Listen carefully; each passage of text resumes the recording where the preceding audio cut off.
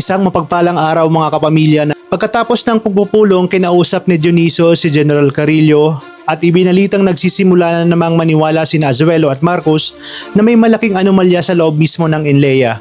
Ngunit hindi natinag si General Carillo. Para sa kanya, puro haka-haka lang iyon at may plano na siya kung paano patatahimikin itong si Marcos Reyes.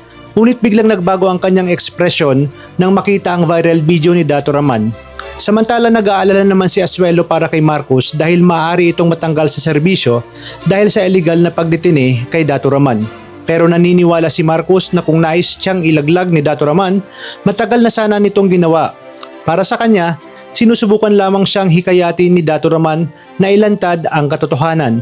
Dahil sa pagkalat ng video ay pinatawag si Marcos ng matataas na opisyal ng Inleia at SID upang questionin. Pinagdududahan siya ng mga ito at inuusisa kung bakit tila ipinagtatanggol siya ni Dato Raman. Ngunit eksaktong dumating si Azuelo at galit na pinatigil ang investigasyon labang kay Marcos. Doon na nga sumiklab ang mainit na komprontasyon. Tahasang sinabi ni Marcos na ang tunay na sumisira sa ahensya ay ang mga taong nagpoprotekta sa sindikato mula sa loob. Lalong nayanig si Dioniso dahil alam niyang kapag natuklasan ni na Marcos at Azuelo ang katotohanan tungkol sa massacre sa Isla Damay, siguradong katapusan niya na.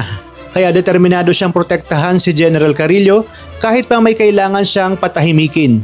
Sa kabilang banda, humingi naman ng tulong si Marcos kay Usman upang mahanap sina Jalil at Dato Raman upang nga maunahan ng kanilang mga kalaban. Alam ni Marcos na kapag namatay ang dalawa, tuluyan nang mababaon sa lihim ang katotohanan tungkol sa Isla Damay at sa mga taong nasa likod ng malawakan sa buwatan. Habang papalapit na ng papalapit ang pagbubunyag ng katotohanan, mas umiinit naman ang laban ng kapangyarihan, katapatan at pagtataksil sa blood versus duty.